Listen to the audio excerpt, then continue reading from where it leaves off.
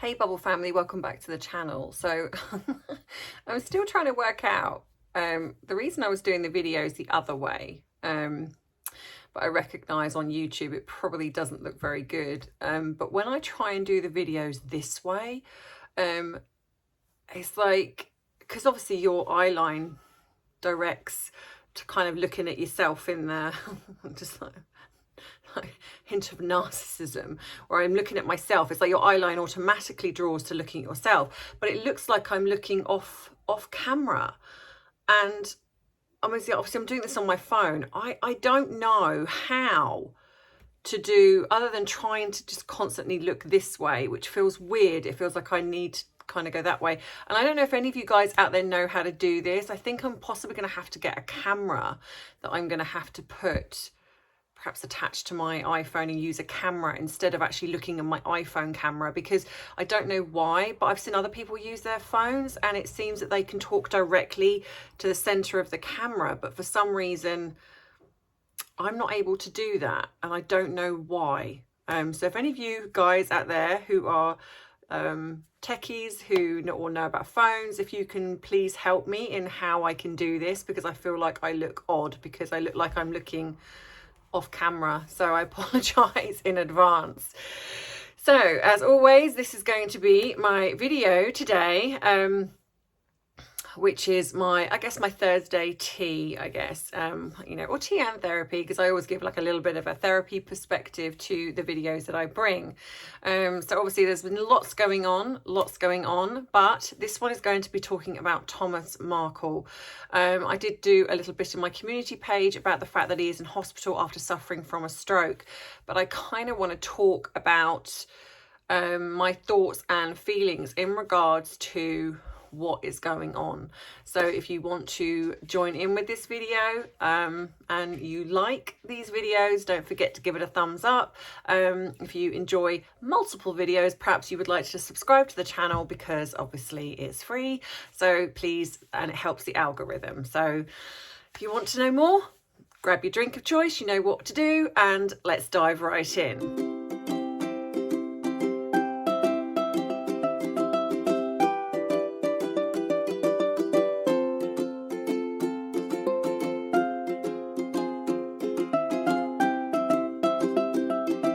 So, good morning, good afternoon, good evening, wherever you are in the world. So, yes, as we know, well, most of you know that join me on this channel, poor Thomas Markle is in hospital after suffering from a stroke. Now, one of the reasons why I wanted to do this video was because I actually just watched an interview with Dan Wootton and Samantha Markle, and you can see how incredibly upset she is on the video. And I've seen a few comments saying that they think this is staged, and I guess I just want to get your guys' perspective on this. I don't think it is. I obviously don't know, but I would like to think that I could, you know, when you're watching Samantha Markle, you can see the genuine upset. You can hear it in her voice. And I just feel this is genuine. And I just think this poor man has been, you know, so vilified, that, to be fair, it's not really any wonder. You know, he's probably already weak after having 2 heart attacks, you know, back before the wedding, and now he's had a stroke. He's obviously in very poor health. You can see that Samantha is incredibly worried, and I just think this is such, I mean, okay, so let's break this down. So back when, obviously before the wedding, so here's my thoughts on this. Here are my thoughts, because I know you guys always want to know what I think. I think because there was a 2-year gap when she started dating Prince Harry to the wedding. So you cannot tell me, and this is coming from somebody who really did put all these things on her Instagram about her father. She was always doting on her father, you know, obviously because in my opinion she needed him back then.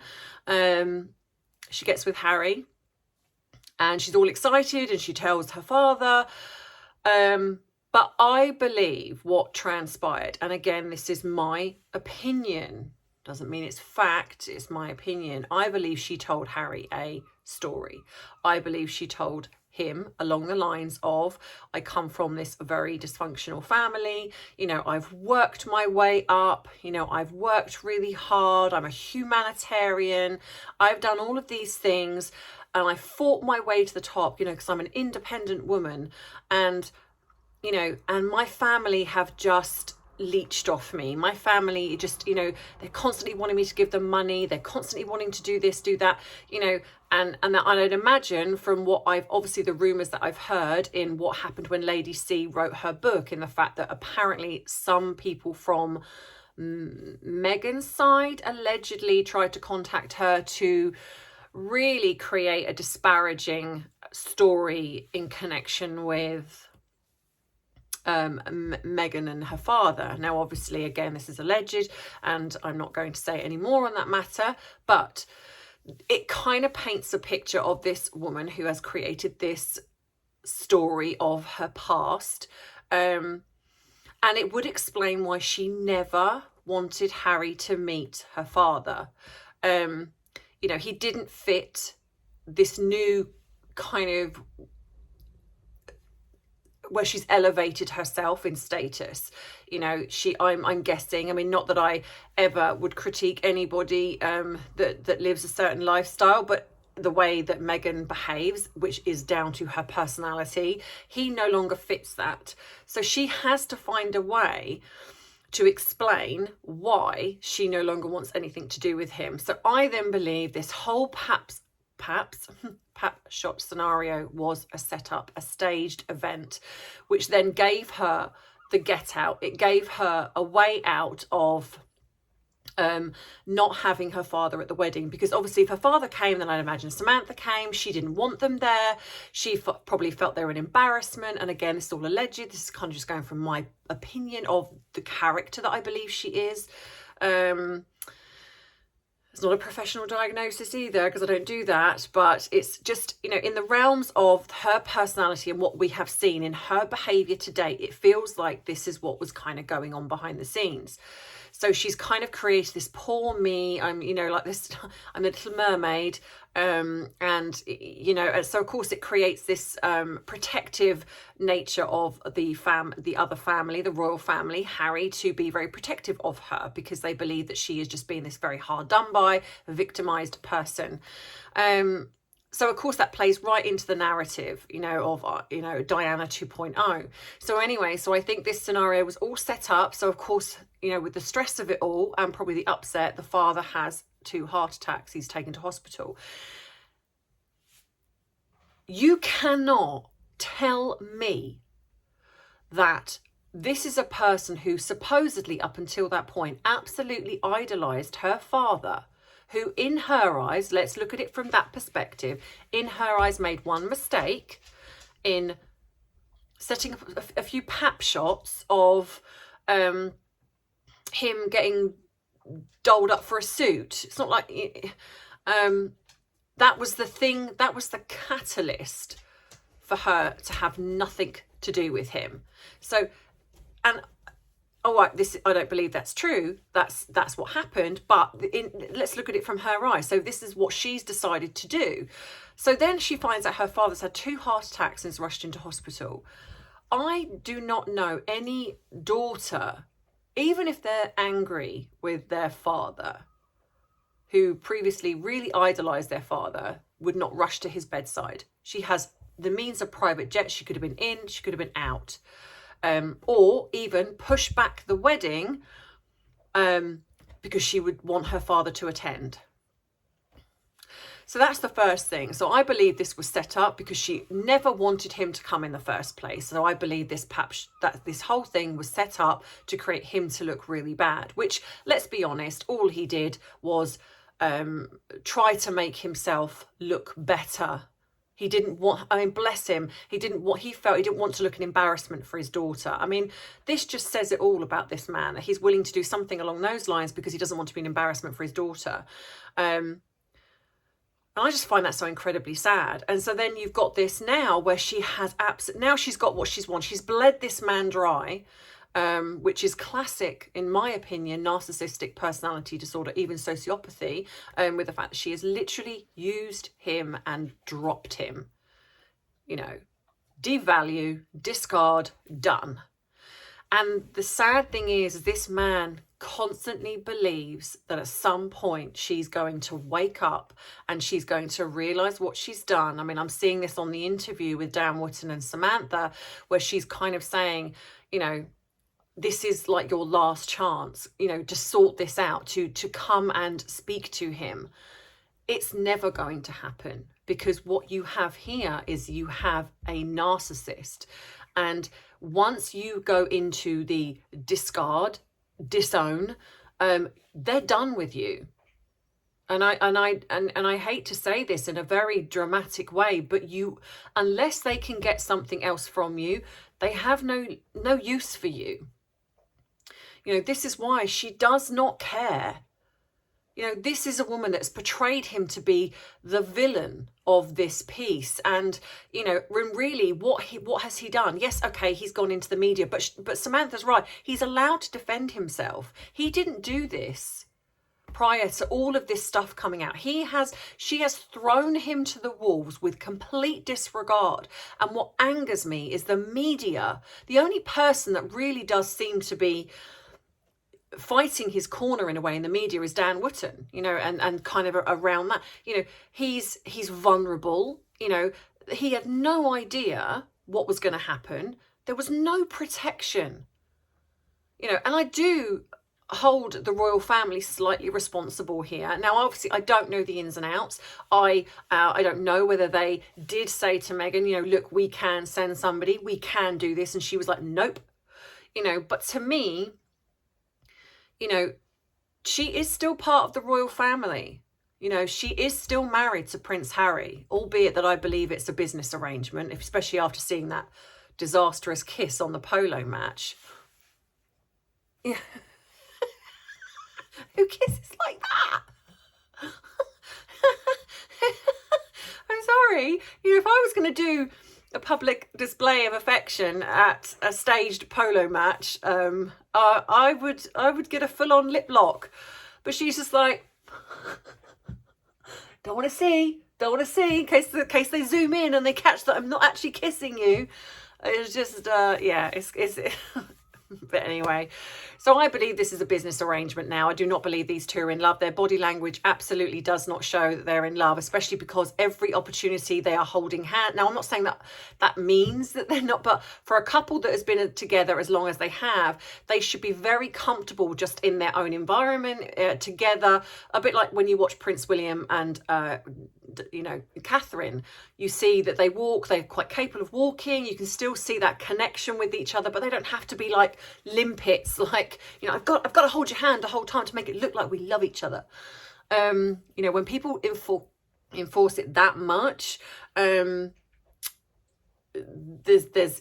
the opposite. But anyway, so going back to Thomas Markle, you know, I just really feel for this man, because I think he just consistently holds out hope for this reconciliation, and he's never going to get it. The interesting thing will be is if he passes, whether or not she will attend his funeral. And I know that sounds awful to even think like that, but that is kind of what we're leading towards here. He's a very poorly man.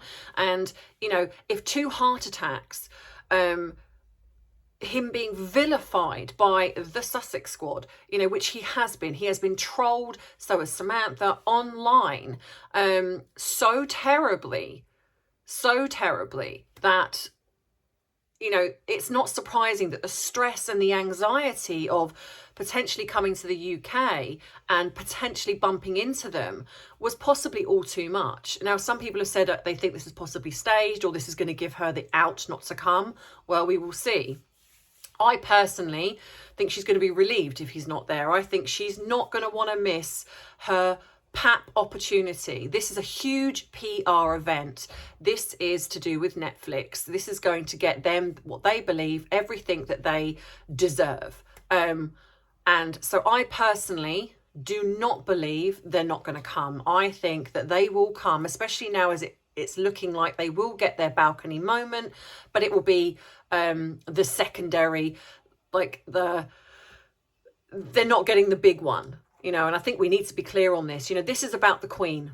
We have to remember that, you know, this is the Queen. She's, you know, she's ailing, you know, she's not got, you know, many years where she's going to be a working royal, because she's getting, you know, older.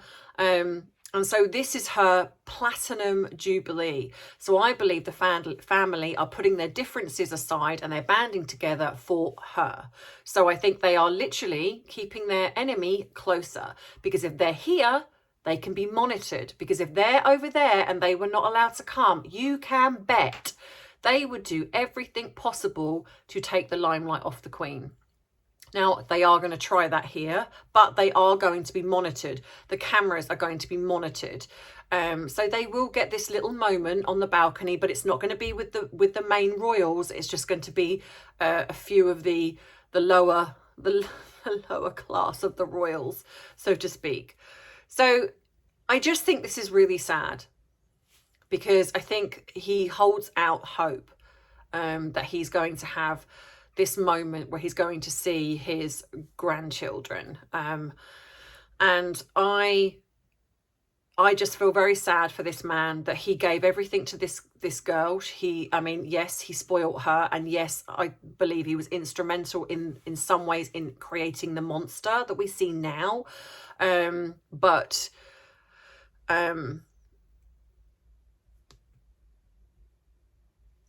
yes, he spoiled her, and I do believe his behaviour in doing that is instrumental in creating the person we see before you now. But it's not his fault, because when you become an adult, you look at the way you're behaving. You look at that, and that is important. So what do you guys think? Let me know in the comments, as you always do. As remember, please keep it respectful. I know, my bubble family, you do, and you're amazing. But, you know, this is about a man who is really poorly, and he is, you know, and in my opinion, I just think it's a very sad, it's very sad that this is happening to him. And and he's not going to be coming, and I think that they're going to breathe a huge sigh of relief. So, you know, who knows, so let me know in the comments, guys, what you think, because I just think, as a mum, as well, parent, and as someone that's got a mum and a dad, if it came to this, even if I was angry with them, I would not go and see them. She lives, apparently, where the hospital he's in, that is 3.5 hours away drive. Come on, get in your car, go see him, you know. But she's not going to, because, again, she's got what she wanted from him, and she doesn't care. She doesn't care. And it's really sad to see this man who's given everything and now getting nothing. So, yeah. Like I said, let me know what you think in the comments, guys. Thank you to everyone who's bought me a cup of tea. Thank you to everyone who is supporting the channel. Don't forget to like the video, subscribe, because it does help the algorithm. I need to get these views up. Keep going with the subscribers. So yeah, thank you as always. I love you, Bubble family, and I will see you in the next video. Oh, don't forget, my live with Trev is Saturday, not Friday, 7 p.m. So see you then. Bye.